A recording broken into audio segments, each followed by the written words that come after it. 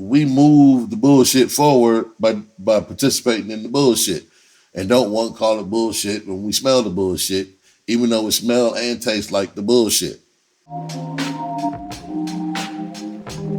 Yeah, let me get on there. That one time I had a great fucking experience last weekend.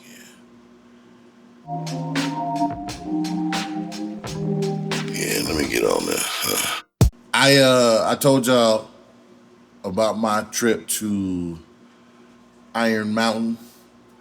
I had gotten a gig up in Iron Mountain. I hadn't had a gig. I hadn't been on stage since February. That one time I did a show, I headlined a show and hadn't been on stage 6 months. I hadn't been on stage in 6 fucking months and headlined a gig. And when I say that, the last time I was on stage, it was the last gig. I had caught COVID in Luther, Michigan, and it wasn't even that wasn't even. I don't even count that as a performance because it wasn't in my mind. You know, for doing it as long as I've been doing it, I was not satisfied at all. That shit was horrible to me. My opening act did a good job. She held it down for me. And not that I didn't get booed or no shit. There wasn't no boo, motherfuckers asked for refunds type of situation. It was just professionally not something that, you would brag about. You know what I'm saying? This dude dark as hell, take 1. The studio dusty as fuck, take 2. That one time I told a story about booking mistakes. That's a tentative title to this one. So this is a booking mistake that I feel like I should tell and talk about, because a lot of this information you're not going. If you're a performer, don't expect nobody to hip you to game unless you were pulled into this by somebody who's mentoring you, then this don't apply to you. This is where the education of stand-up or rap, whatever, a performance is a performance. Each one has their different niches and nuances, but know this up front. I've already had this conversation with them as a man. They've already acknowledged whatever, because what I said to them wasn't wrong. And they did a dope ass job for me. So there's no animosity, ain't no love lost. When I tell you this, I'm telling you this because it needs to be said, because it's not being said. And one of them concurred it. Both of them concurred it, actually. It's not being taught to the up and comers. And there are still a lot of old school motherfuckers who run this business. So these young up and comers need to know this shit because nobody told me. So I felt, so it happened to me in a situation. I confronted the situation because it needed to be confronted, and it worked out. They didn't take it as, fuck you, animosity towards that or whatever. They took it as a learning thing and was glad that I said something to them. What's up? What? Middleman shit ain't never got Benny Siegel killed? Who? Benny Siegel. What got him? What's his name? Babyface Johnson, Sweetface, Big Ray. What's his name? Somebody being a middleman that got killed. Somebody what got killed? Being the middleman will get you killed. Ain't that what happened to Benny Siegel? I don't know what happened to Benny Siegel. Oh, well, it's been happening to Sean Moore. He keep coming up with these messages from his white man. Fuck around with him. Who is Sean Moore? Country. This is a comedian. That's my cousin. He's the comedian. What up, though? You know what I'm saying? It was just good. Please believe it. What's up? Chill, dog, because I wouldn't call it that. I was calling because I need the link, because I need the, I should have pulled down shirt, and I should have swallowed. I got to order them. I did not make. I thought we had some more. I should have pulled out shirts, but we sure didn't. And what happened was I think I started wearing them. I ran out of my own shit and started wearing them. So, I just took off a brand new one yesterday. I'm like, this motherfucker looks brand new. Damn. Yeah, I've been. I need one. I want the pulled out and the. Yeah, I'm gonna order all them shits for the next. Yeah, I'm gonna have a bunch of them made because a lot of people was asking. I don't mind before the show. Okay, a lot of people was asking for them. Something I could have made a mint with them bitches. The plug, hell yeah. And I'm gonna walk around with my mouth all like filled up and shit, ready to swallow or something. Hell, fuck yeah. You stupid. That shit was ready, boy. But yeah, that's how I called for it. I'm like, oh, I just meant to say, the other day, I want a damn shirt. I thought I had gotten one, but I don't recall getting it. So I'm like, yeah, I need a shirt. Yeah. So, yeah, what you doing? I got you. I'm on live. Oh, you gonna be live? Yeah, I'm already live. You all up on it. I'm interrupted it? Oh, shit. That's good. You all good? Oh, damn. Tell them I said what up, though. No, they motherfucker. Oh, they can hear you. Fuck out of here. Let me get back to work before I get fired on the phone. All right. All right, buddy. I love you, man. Love you too. But that's my favorite little cousin right there. Matter of fact, it's ironic she called because she a part of the story. Actually, because she was with me when we went on this trip. I'm trying to be nice and respectful to the technology. You ever find yourself trying to be a little bit more respectful to your AI and technology? Anyway, I was trying to include Facebook, along with everybody else, Twitch, in this conversation because I feel like it's important, even though Facebook be hating on some of the things that I do on my live. So I had to keep the music limited. Well, most of the music that I do play, I own the rights to, and it's registered on, with Facebook and Meta and all that and whatever. So I don't have a problem with that. But other shit that if I want to just do at random, if I want to smoke a joint, if I want to, I want to smoke the cigar, but they gonna think I'm promoting, tobacco. They be tripping, man. So I'm trying to limit my I'm gonna tell this booking story, and then I got to disconnect from Facebook because y'all be tripping. Anyway, I was authorized to book my 2 opening acts at this gig up north, which happened this past weekend, which was fucking fantastic. I never worked professionally with one of the cats. One of the cats, I only know him because he did a couple of my open mics. And from my experience, my years of doing this, I could tell when a motherfucker got skills. I could tell when they got skills. I know. The other cat I know from a long time ago from a gig in his town where he lived at that I did that I love, called the Comedy Quarter. This is probably about 15 fucking years ago, 16 years ago. The Comedy Quarter was the shit. It's no longer there. So I already knew him, but I hadn't seen him since then. But we, Facebook friends, all that shit. I hired both of these cats. Now, let me give you some backstory. The venue that booked us, in regards to comedy, they were new to it. They didn't know.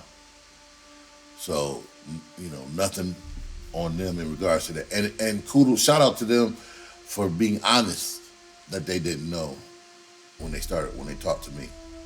Because a lot of cats play like, like they, if you acknowledge that what you don't know, then you can learn some shit. And that's what the fuck they wanted to do, because they wanted to get the shit right, because they, I'll tell you this story too, because they didn't get it right the first show. They told me a horror story. And I can tell you how that shit happens too, how they got the comments that they got. Anyway, I was able to bring 2 cats, book the 2 cats, my 2 opening acts, which would be the host and the feature act. So I chose these 2 cats. I chose them on purpose because I produce a show. I don't just book. I produce a show. A lot of cats just book who's available and throw it together, and then there's your show. And a lot of times that's why a show fails. You know what I'm saying? That's why you get sometimes people walk away from the show confused, and they walked away. They had a good time until the last guy came on, or they had a good time. The first guy or gal and the last guy were funny. The middle guy kind of took it, you know what I'm saying?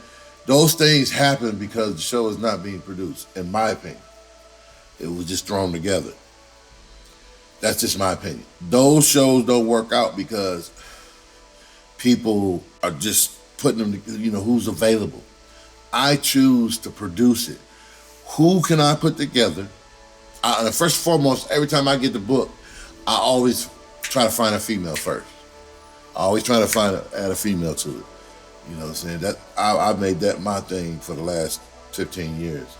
I would say damn near my whole career, because I was brought into the game by a female. So I was brought into this world by a female. I'm taking a female with me in this business. So I always try to look for a female comic, and I did it. I'm getting ahead of myself. Anyway, one wasn't available, so I had two brothers fill the bill.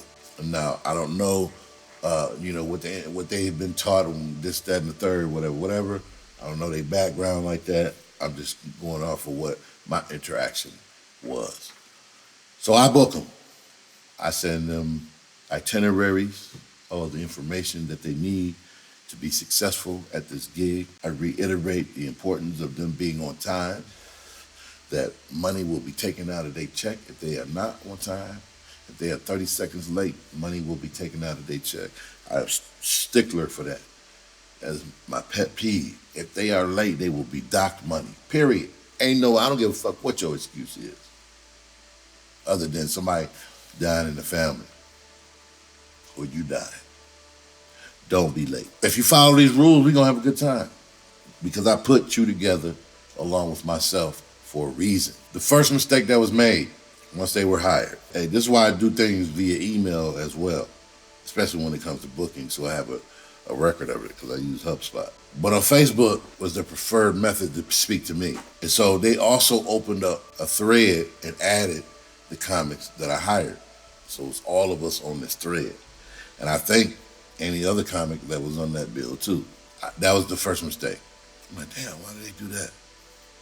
Because not that I want to hide who booked us from them, but again, I have not worked with the second dude professionally. I just know what his skills are and want to utilize his skills. I know the first dude. I'm not thinking that he gonna do anything foul. I'm worried about my opening act, because I know for a fact he don't know. He ain't been out there.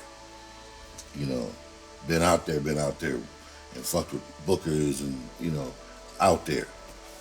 I could tell by the way he moved on this forum. The other comic, he chimes in first with the first mistake. He says, hey, can I sell merch? I see that almost immediately. So I chime in and say, I don't have a problem with it, because he's supposed to ask me. I'm the headliner. It's my show. I brought you. You're supposed to ask me. Not that I'm going to stop anybody. I've never stopped anybody in my 20-something plus years doing stand-up. I've never stopped anybody from selling merch. Get your money. No, I know what the struggle is. I'm never going to do that.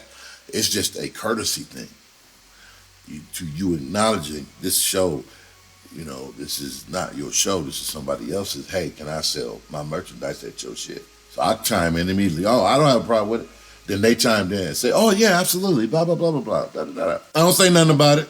I just plan on maybe mentioning something when we see each other. I'm still cool. I ain't tripping. I'm just knowing what's going to happen with this other portal open. So the next thing that happens is the guy that I hadn't worked with on the road before asked the booker directly, can they mans have a guest spot? I don't know. He says how the conversation started. I wasn't even listening to that. The fact that the conversation was had and his mans was interjected into the conversation instead of being presented to me first.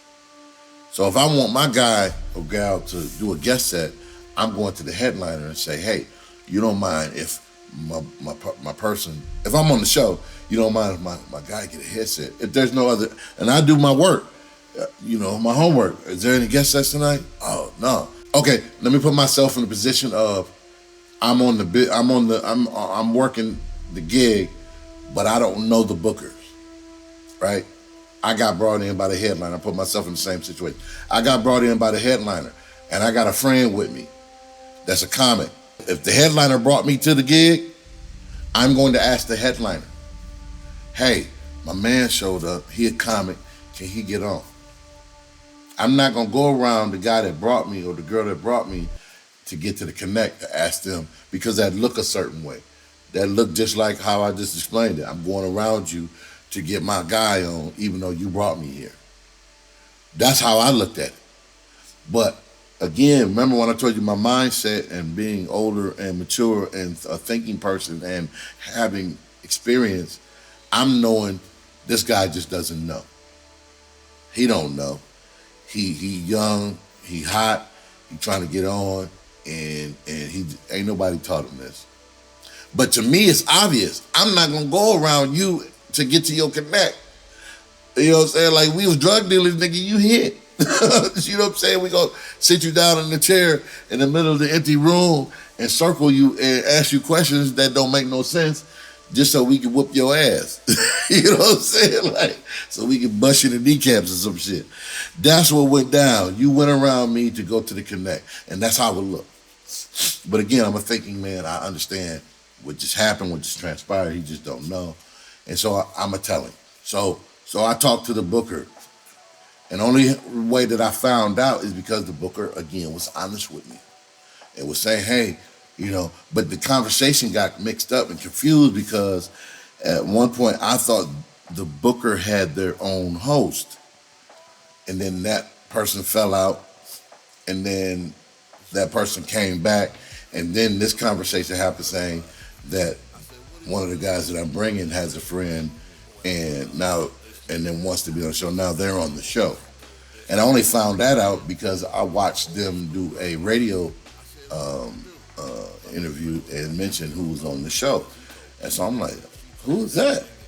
So I'm thinking that's they person, not related. I didn't know the guy's name of one of the comics that brought a person. I didn't know that guy's name.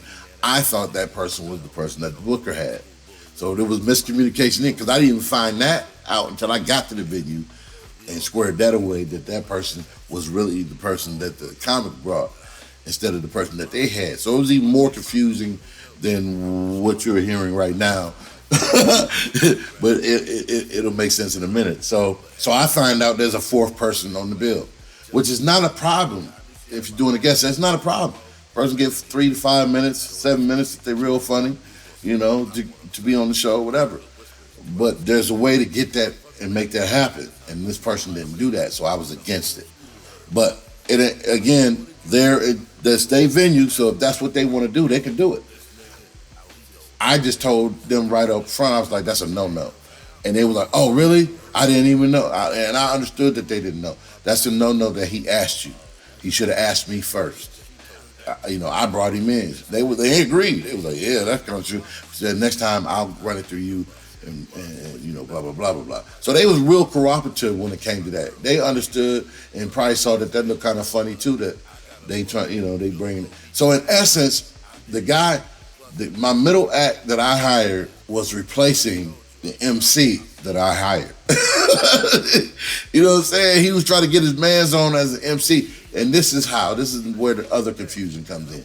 Because the venue thought a host and the MC was the same thing. I mean, in comedy it is. The host and the MC is the same person. Now you have 9 clubs that just to have their friend on a bill or so many people on the bill, they'll have a host or your host more than one, and so and so and so and so, and then your feature is so and so, and then your feature guest is this person, and then your guest of the feature is this person, and your headliner is. That's bullshit. A professional show is 3 motherfuckers. A professional 90-minute comedy show is 3 motherfuckers. Has been, always will be, and that's just what it is. Now, if you want to modify it, that's fine. But a professional stand-up comedy show is 3 motherfuckers. The MC, aka host, the feature act, and your headliner. That's the standard issue comedy show. If you want to have a guest set, that usually happens at the second show, if there's 2 shows. And usually on a Saturday instead of Friday, if Friday is a one show. If you know the booker or the headliner or the club owner, then Friday might be the thing for you. Venue was like, do you want this person on the show? I was like, absolutely not. Nope. They went about it wrong. Nope. It's just gonna be me, the host, and the feature. Maybe next time. But they went about it wrong, and I'm gonna talk to him about it because he shouldn't have asked you, and they concurred, right? But I ain't tripping again. I'm not mad at all. I'm disappointed that they weren't taught this, but I now understand that it's my job and duty to educate them and teach them, not get mad at them and blackball them and talk about them and dog them in the public. That ain't gonna do any of us any good. Like I said, these motherfuckers is talented. Why I'ma shit on them when I know that that's what the people that I'm trying to educate them for will do. They don't love them. They don't give a fuck about them. I do, because I understand what it is to be in their shoes. Now let me take they to be in his shoes, because the other cat has experience. Even though he did that first club by asking if he could sell merch without asking me first, that was just what it was. It'll make sense once I continue the story. So everything, all that, it's settled. It's just me, the MC, and the feature act. So we get there. We get to the gig. I'm waiting for them to come so that I can have this conversation with them before the show, because I want to let them know that I support them. I am not mad at you, and this is why I am saying what I'm saying to you. So they get there. I tell the MC first, hey man, I'm just gonna speak to you as if you didn't know. I'm just gonna assume that you didn't know, and I'm gonna have a conversation with the other comic when he comes to. He was like, okay, bet. So we outside. I'm like, hey, when you asked if you could sell merch, he was like, and he got finished the sentence. He already knew. That's because of his experience. He knew already. It was just a flub, and he was just like excited and blah, blah. He said, I knew after I did it, I should have asked you first. He's like, I am sorry. He apologized profusely, and I understood. It's mistakes happen, whatever. And he acknowledged it. He was like, as soon as I did it, I was like, man, you know better than that. But blah blah blah blah blah. And then when I explained to him what I was going to explain to the other guy about what he did, he was like, yeah. He was like, damn. He already knew. So I didn't have to even explain that part to him. And then I went on to say, the overall theme of this is to make an impression on this venue so that we can come back. Because I had to break it down to him. So when you're doing a show, especially stand-up, and a lot of new comics, especially new comics, don't want to hear this part. When you are doing a show, and it's a professional show, and it's a 3-person lineup, you, the feature, the headliner, or you could be the feature or whatever. If you are not the headliner, the show ain't about you. Let me say it again. If you are not the headliner, if your name ain't on the bill, okay, I gotta switch cameras or something. If your name ain't on the bill, if your name ain't on the bill, you are not the headliner. The show ain't about you. Now, I say again, if your name says headliner on the outside of that fucking building, the show is not about you. Say it to yourself over and over again. Say it to yourself so you get used to it, so it doesn't hurt anymore. If it's hurting you to say that, this is not because I done did it. Especially, I was a young, hot comedian. Yes, I used to be young. I used to be young and hot. I was a hot, up-and-coming, damn near like prodigy. You know what I'm saying? I was getting paid damn near almost immediately. I was, creating my own venues. I was out west. It was popping for me. So I was a little cocky, but nonetheless I was good, and I was progressing. So but I learned a lot of shit because I worked at a room in Arizona. I had access to an A club that I worked at and got stage time at, and really got my feet wet and stand up in the business. I started stand up out in Hollywood, but I really cut my teeth at this club in Arizona. So I got that which I'm trying to share with my fellow up and comers, right? The other guy comes, he outside, he comes with his buddy, and come to find out, his buddy, and I know how it happens. He promised his buddy, "Hey man, you take me up here, I'll get you a guest set," right? That's probably what he said to him. Hey, because he ended up saying, after I told him no, your buddy can't perform, because I contacted him, told him what he did was foul, and he apologized profusely, and that's when I really knew that he just didn't know. He just didn't know what the protocol was. He didn't know that you wasn't supposed to do that. He found himself in a situation where he said that this person asked if I don't know. I'm not gonna paraphrase anymore because I don't know how that conversation took place. I just know it happened, and it got his guy on the show, and it shouldn't have happened. So I explained to him, right? I tell him about. I try to take it back to the beginning, and the rules of engagement. The show ain't about you and all that old shit. Blah blah blah blah. Again, he apologized. He was like he didn't know. He did, and he listened. Him and his buddy listened. And then I said, I explained to him about the show ain't about you, and this is da da da. Here's the pecking order. Explain, blah blah. Then I took it back another step. I said, look, it ain't about none of us when it comes down to it. Here's the important part of the story that I'm telling you. Here's the most important. It ain't about none of us, really. Because remember, I told you, I produce a show purposely. I put people together purposely to solve a problem. And the problem was they hadn't had a dope-ass show yet. And I wanted to give them that experience. And I knew putting us together at this venue would do that. So I told him, I said, take us out of the equation. It ain't even about us. Not even me as the headliner. It's about who comes after us if we do a good job at this venue. And let me say that again. It's about who come after us. And they only can come after us if we do a good job here tonight. Right? That's how I think. That's how I move. I'm not here to be selfish.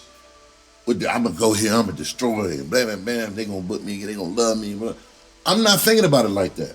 I'm thinking about this whole adventure because I'm looking at it like this. I be getting hated on in this business. Don't nobody call me. Don't nobody offer me shit. Don't nobody return favors. I done book people.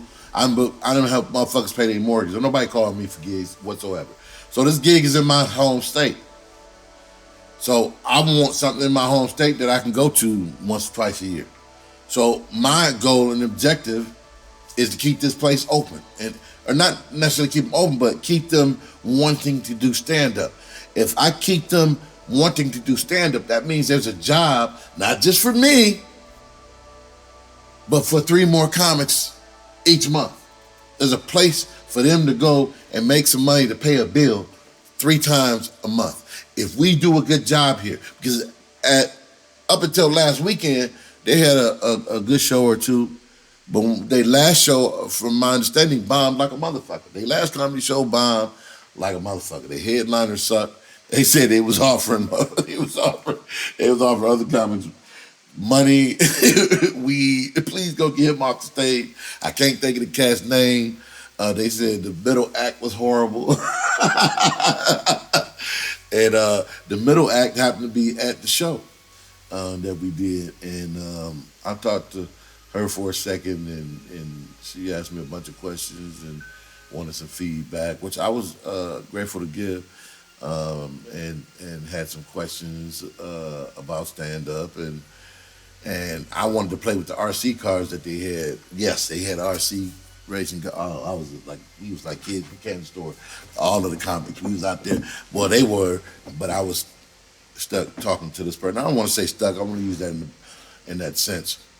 But I was trying to be courteous and answer the questions and be attentive, because that's what I'm supposed to do, because I am the senior with more experience in that which they are trying to achieve, this, that, and the third. So I feel like it's my duty to answer these questions. And I still got to play with, so, again, a maturity and understanding the position that I am in and what I can offer people that want that what I have or what they perceive I have in regards to to my experience in this business. And so she had a lot of good questions, a lot of questions that I probably would have asked as well. And so I didn't have a problem answering them. But I was getting frustrated because I kept looking at them having some fun, and she was asking me. I'm like, oh god damn! I wonder if this was the comic that, they didn't, blah blah blah. And it turned out, yeah. And I even had to. She was a little stubborn, talking to her, but you could tell that no one had ever told her such things. How dare you tell me I'm not ready? That's the look she gave me, but she knew. And I gave her, I just didn't tell her that. I told her, your delivery isn't there. It's not even close. You have the concept and stuff down. Because she did what most comics hate, and that's people coming to you after the show to tell you a joke. I got one for you. But not only did she tell a joke, it was one of her jokes. And she wanted to tell right after I just did a performance. That's a no-no. If you want to impress a comic and you're an up-and-coming comic, don't do it by going up to them and telling them a fucking joke. Don't do that. And me, I'm a nice dude. I listen to the shit anyway, blah, blah, blah. But from her telling me that joke, I can tell where her experience in stand-up was. Just from that little moment of her telling me that joke. So when she started asking me questions, and then I figured out, oh, she was the middle act for a professional show? Oh, shit, that shit was horrible. You know what I'm saying? Like, I could already tell what they was telling me about that show, how that happened. Comics be putting their best clip, their best few minutes from... This is my requirement if you submit for a gig that I'm booking. And this will cut out what they experience in bad shows. This is my requirement. When I say send me your EPK, this is what I expect to see. If I don't see these things, I'm deleting your package. I'm gonna say it again. If I don't see these things in your submission to me, whether it's stand-up or a rap gig or whatever, I'm deleting your submission. And I learned this. Nobody really had to teach me this. And I was kind of cheating because when I first started, I started at this A room and got to see what comics would submit and how they submitted and all that. But I still modified my shit because even then, I was being judgy. Even then, I thought their packages could have looked better. And so I committed to when I send my shit out, my shit gonna be look dope. Even if you deny me, you're gonna say the presentation looks good, right? Anyway, this is how you not get bad comics, a safeguard, right? When I say I have a gig and I need to hire an MC or a feature or even a headliner, send me a headshot, at least 300 DPI. Because if I can't put it in a commercial, I can't use it. I don't want to see no shit, no headshot of you in the bathroom and it's a selfie. I don't want to see no picture of you, with your baby daddy or your homies, I need a headshot, something that I can put in a commercial. Because 9 times out of 10, depending on the gig, I do a commercial to it, a video commercial, something that you can actually put on television quality. Those are the type of commercials. Matter of fact, I'm telling myself when I edit this video to put a sample of what I'm speaking of in regards to commercial in the edited version of this.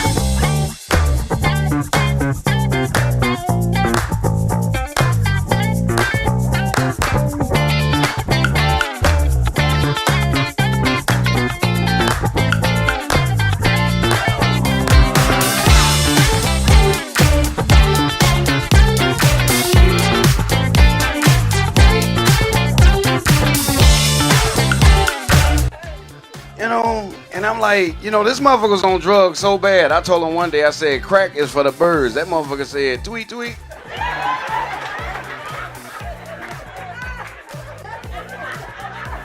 My uncle was crazy, man. I'm serious. That motherfucker told me, he said, look here, nephew. As a man, if you ain't got no money, the second best way to a woman's heart is laughter. I was like, all right. Yeah, I mean, the shit worked, Hey, me and my old lady, she seen a Gucci purse and I seen the price. She was like, ooh, I want that. I said, shit, knock knock. Like, who's there? Not us, motherfucker. I'm not working with that. The video, your video, depending on the position you are submitting for. So if you're submitting for to be an MC, that's usually about 15 minutes, 12 to 15 minutes. I want to see at least 7 minutes of unedited material, preferably at a comedy club. If it's at a bar or a satellite room, it better be damn good. It better be damn good. Meaning the audio. I need to hear the audio. And when I say unedited, I mean unedited. Don't touch it. It's what you recorded for 7 minutes. You showing me unedited. Don't cut out the bad part. None of that. If I see it's edited, I'm throwing it in the trash. Period. Because from 7 minutes, depending on how good you are on that 7 minutes, I can gauge whether you can stretch it to 12. If you have it. If you can do 7 solid minutes of funny, if you're going to be the middle act, feature, that's at least 30 minutes. I'm going to need at least 20 minutes of unedited video from a comedy club. If you are a feature act, I need 20 minutes of unedited video from a comedy club. It can be open mic night. It could be, but it needs to be from a comedy club. Because that means at some point you have invested some money and time in your act and got good enough that where they allow you in the doors or have booked you to be a feature act and be able to do that time and to be able to record. But it's got to be unedited. If you are wanting to be a headliner, that's usually 45 minutes to 60 minutes. I am going to need to see at least a 40-minute video unedited of your stand-up. At least 40 minutes. Is there something else I can help with? Man, if you don't get out of my business, ain't nobody talking to you. I'm sorry. I don't want to be mean. My bad. My bad. My bad, see. Anyway, it needs to be at least 40 minutes of unedited video if you are telling me that you can do 60 minutes. If you're telling me you can do an hour, it needs to be at least 40 minutes of unedited video. I don't give a fuck who refer you. This is how I book. I don't give a fuck if Jesus walked through the door with you talking about I refer, I still need to see your video. Cause his taste ain't my taste. His taste, the way I'm judging it for audiences in general, isn't mine. And people will co-sign for a motherfucker that's not. It didn't happen to me before. Even with a headliner, he co-signed for this chick that I hired to headline only because he was fucking her. I had to call him, man. I had to call her. I said, hey, man, yo, how you send me this motherfucker, man? She was whack. And he going, oh, man, I was trying to look out for her. She looked out for me. Man, look out for her and get her some flowers, motherfucker. Don't be sending her to my shit, fuck my shit up, cause you fucking her. Man, that shit made me mad as fuck. And I don't even fuck with him no more because of that. He called me one time talking about, is you mad at me or something? Yeah, nigga, you know what? I don't even engage in conversation when people act like they don't know the fuck why I ain't called them or why I don't fuck with them. Don't act like you don't know, cause now I'm gonna play dumb. Oh no, we ain't got a problem, no. And then again, won't call you. No more. You know what I'm saying? Like if I ain't calling you, nigga, when you call me, you should be like, hey man, cause the last time we talked was me confronting you about referring that bullshit to me. And then you gonna call play dumb? Hey man, you mad at me? Cause you wondering why I ain't booking you again or some shit? Don't do that. Don't play dumb. Don't do that. Don't refer a motherfucker. And so that's why I got to see it myself. I got to see the video myself. Now, if you can't provide these things, then you ain't ready. You're not ready to do the gigs that I'm producing because I plan on walking away, with people in the audience stomach hurting. Period. You know what I'm saying? Again, there's a difference between a bar gig, a satellite room gig, a venue, concert venue, and then a real comedy club. So those environments all those environments aren't conducive for stand-up. Some of those environments are like fucking basic training. It's training grounds, like bar gigs. All bar gigs, especially the ones with the bar inside of the room where the stand-up is going on at, those are the most important. Those are the gigs where you know these people gonna get fucked up, and 9 times out of 10 they ain't there for stand-up. They not there. They there to try to get their next piece of meat that night. And I ain't talking about the steak that the restaurant or the bar is cooking. I'm talking about they trying to hook up, and you just a formality talking out loud in the back. My thing used to be, and the reason why I tell you that those are like training, going to college or something like that, is because of that fact. Because there are going to be people talking. Because there are going to be people there that are not there for anything other than trying to get a piece of ass. And for those reasons, any joke that you. So I used to go in those type of venues and say, I know that they're not here to see me. I did a gig in Arizona at a bar called the OK Corral. I love telling this story. The OK Corral, goddamn well they wasn't there to see me. Goddamn well they wasn't there to see me at the OK Corral, right? They, talking. I would watch other comics go up and do their thing and watch these people still talking. Some of them would, turn around. So my goal was to go in this bitch when I went up and get them to shut the fuck up and turn around and listen to me.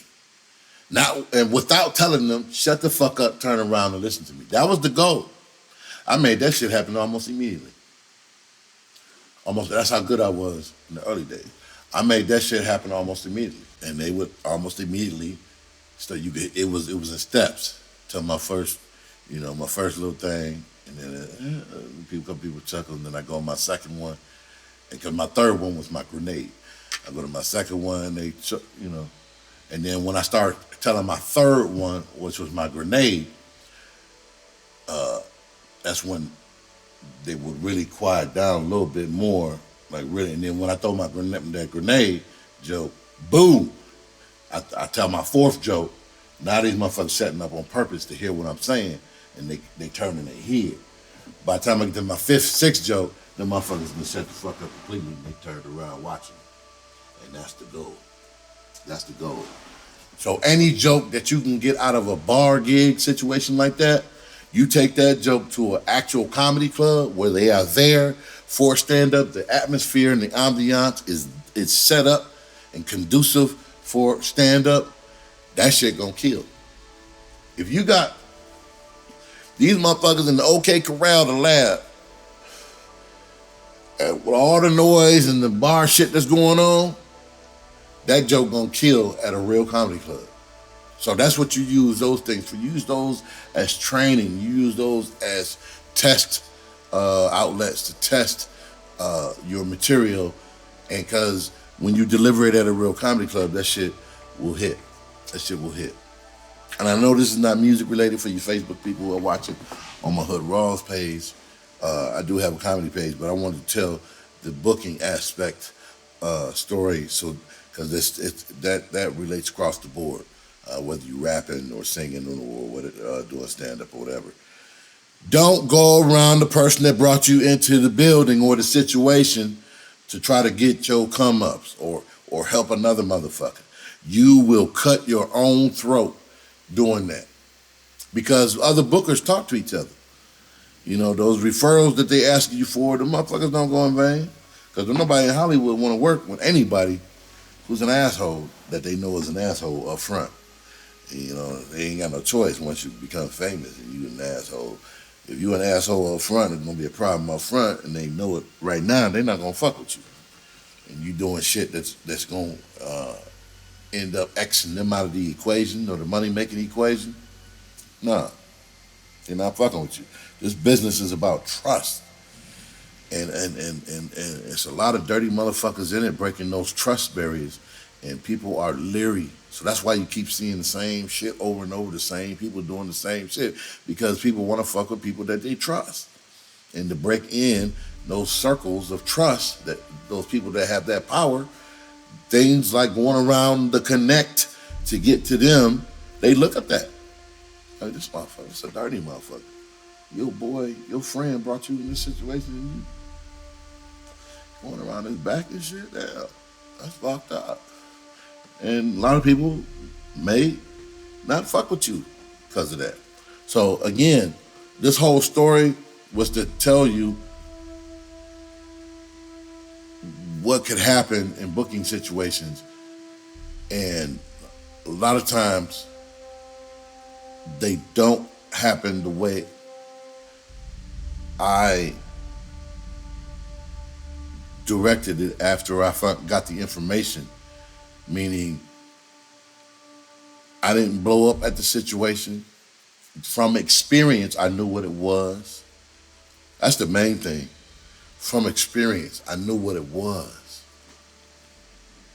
You couldn't have done this when I first started and me not pop off, because it would look like what it looked like. And then I'm not popping off from a point of experience, I'm popping off from a point of emotion, because this is what it looks like.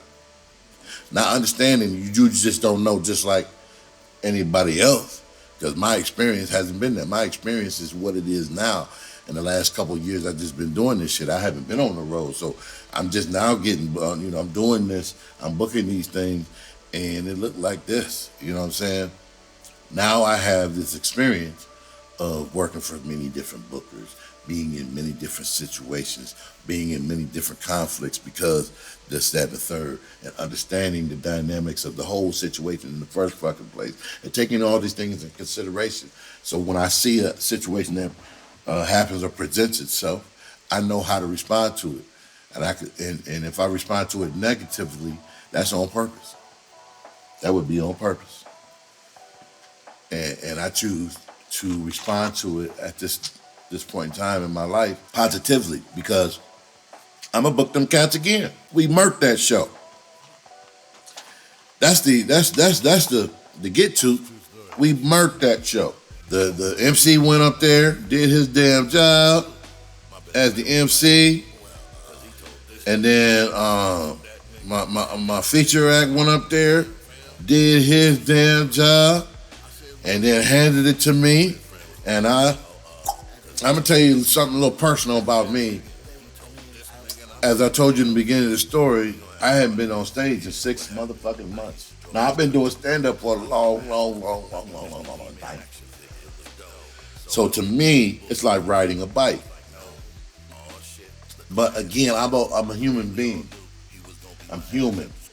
And so from experience and seeing other comics and watching, hearing people like Chris Rock, you know what I'm saying, or seeing people like Dave Chappelle. Like, I don't know his method of writing, but, I do know their method of testing and performing before they do a special or something like that, going around to different clubs, trying out new jokes, that and third. Like I say, I don't got that many friends in the business anymore. And for whatever reason, and so I don't have access to comedy clubs like that. Except for the last one that I had, I owned and operated. So I was the host for the whole year that it was open. And it was dope. So, I was doing it. And I've got my 23, 24 years of experience under my belt. But watching Chris Rock talk or seeing interviews of other comics you see, and then you start getting self-conscious about it. Is that what I should be doing? No, nigga, you've been doing it this way for a long time. You developed this way of doing it because this is what works for you. And it's something that relates to what LL was saying. You know what I'm saying? And this is what works for you. Stop looking at it's like comparing your life to other motherfuckers' life. Don't do that shit. I still have trouble doing it. I still have trouble because I'm a human being. I'm a human being, and sometimes, so up until the gig, in the back of my mind, I'm a little nervous, and especially, you know what I'm saying, like I shouldn't have had anything to worry about. I should have just had my normal, nervousness or whatever. When you're nervous and worried about a show or whatever, that means you care, and I care tremendously how the show will go.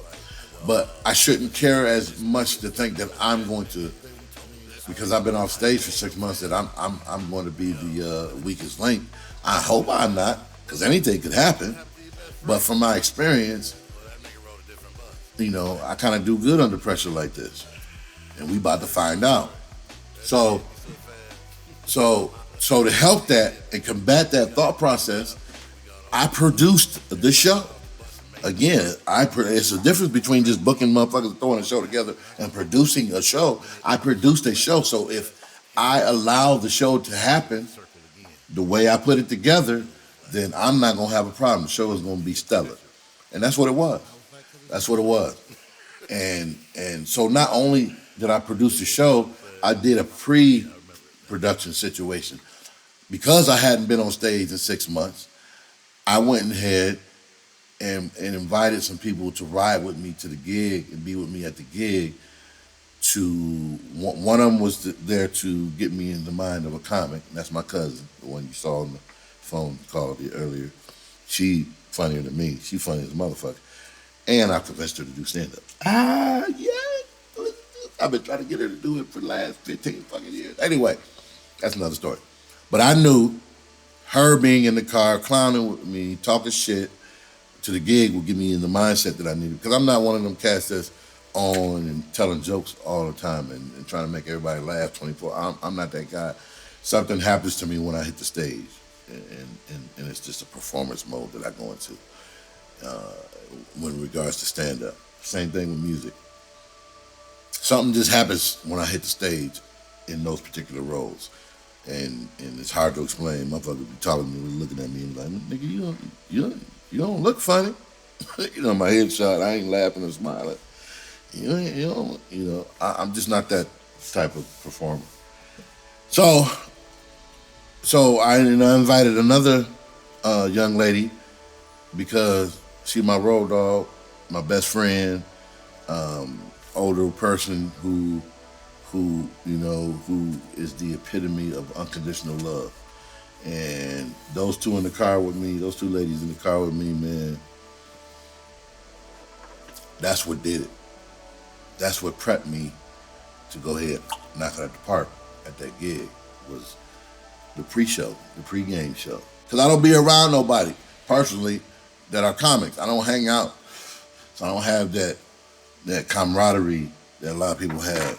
I'm a loner. Motherfuckers don't want to fuck with me because I say shit that they don't want to hear sometimes, or I say what's on my mind, or I don't follow the crowd type of shit. So, I be solo dolo. So to be off a stage for 6 months, it kind of bothered me a little bit. But again, it's like riding a bike. You know what I'm saying? But again, I'm a producer, so I had to produce the situation to get me to where I needed to be when I got to that stage, and it was showtime and time for me to go on stage. And we tore that shit up. We did so good that the day before yesterday, they invited me back to headline and said I can bring anybody I want. So I've already booked my feature act. Again, I went to a female first, one of my female friends, but she's not available. I had to grab somebody else, but I grabbed him. And even with the guy that I just booked, I was a little upset with him for a few months. I haven't talked to him since February, because he was supposed to do that gig with me in February, and he bowed out.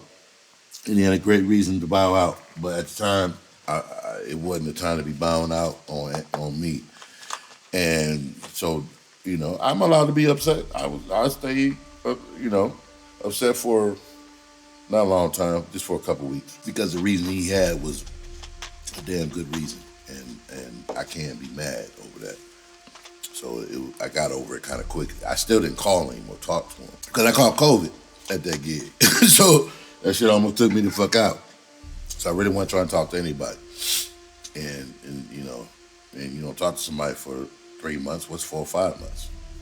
But the fact is, this cat was still funny. He still did his job every time. Other time I called him, he did his job. He was there on time, funny, blah, blah, blah. And that's what I look at. He ain't ever done anything wrong to me. So I freaked him out when I offered him the gig. He ain't say nothing. He didn't say it, but I know. He's been doing stand-up for 6, 7 years. I know that freaked him out. this motherfucker ain't talked to me in 6 months, and then he just offered me this gig that pays more than what he's paid me before. And I get a room, and like, okay. He was like, yeah, I'm in. Immediately, it's on the calendar. And telling him about the gig. He was all excited and shit, but I know, as quiet as kept, he's still thinking like, is he mad at me or is this a trick? I know he's like, I'm about business, man. I know what's gonna get the job done, who can get it done. If the motherfucker ain't did nothing wrong to me, he just canceled on a gig, and it was a great reason. It was just the wrong time to do it. And then, like I said, when I did the gig, I fucking caught COVID, which fucked me up for like 4 months. Just now getting all my hearing back in my left, it really did a number on me. So it was like, I don't feel like talking to nobody right now. And when I'm ready, I'm ready.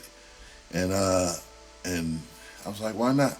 He ain't did nothing wrong with me, and I hope his family is all right, and this, that, and the third. And I got a job that needs to get done, and who better? And those are the people you think of, the people you can depend on. And so I was like, let me give this dude an opportunity. And boom. So we were invited. I was invited back. They said that they had been talking, and our show was the best show that they've had so far. And that warms my heart that they had been talking about me, and like, yeah, we've been talking, and we loved what you did. Y'all hit that shit out the park, and we want you back, and you can bring anybody you want. And that's what I wanted. That's the outcome I wanted. So this whole story that I told you about the booking process was to tell you that my method of madness may look like madness, but it serves a purpose, and that purpose got me an invite back. It got me an invite back because I know what the fuck I'm doing.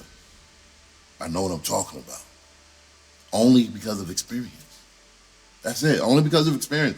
And I choose to share that experience and that knowledge with people under me because it helps and it benefits all of us when it comes down to it. Now that we knocked that gig out of the park, I got invited back. What that means is 2 more individuals get an opportunity to get a paycheck. That's how I look at this game. That's how I look at this business. I'm trying to provide not just an opportunity for me, because I didn't know this venue existed. Now I know it exists. Man, other comics need to know it exists that deserve to get, make some money and have a good time and a gig. And so if I go there and take this gig seriously and do a good job, guess what? Other cats that do the same thing can have a job and boom, boom, boom. You know what I'm saying? So that's why I wanted to engage my Facebook page right now to talk about the booking process and how you can fuck yourself being a little too ambitious. And I've told a story similar to this when I used to work for Master P. Being a little too ambitious, I fucked up an opportunity. Had I waited one day, we might not be having this conversation right now or on another level. But I was being a little too ambitious. But this was in the beginning of my days getting in the game. So, I learned shit.